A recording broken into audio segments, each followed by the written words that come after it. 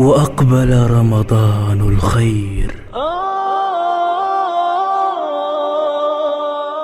يمد يده نحونا، يخبئنا تحت جنحه لنطمئن ونستريح، ينتشلنا من شهور عجاف انصرمت كنا قد غرقنا فيها عصيانا ويأسا.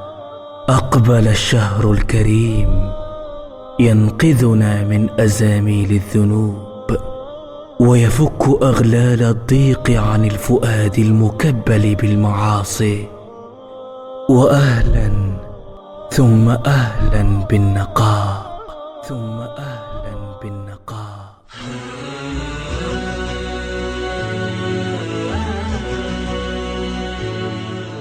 جاء ومعه النور يسطع ليضيء عتمة القلوب.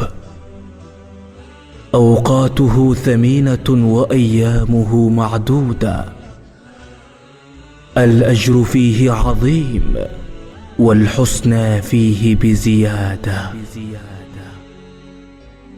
فهنيئا لمن بادر واغتنم، من أطعم فقيرا ومسح دمع يتيم، من صلى وقام ليلا يرجو من الرحمن عفوا وغفرانا، من هزم الشيطان وعصى الهوى، من طهر الفؤاد وأصلح وعفا.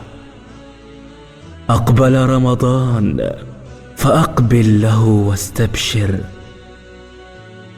أبذر سنابل الخير فيه وتزود، وكن كالقوم الذين رحلوا وتركوا طيب الأثر، وتركوا طيب الأثر.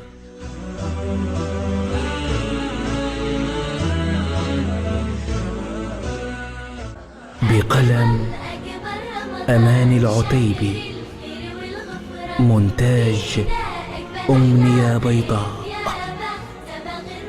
إلقاء إسلام الرن.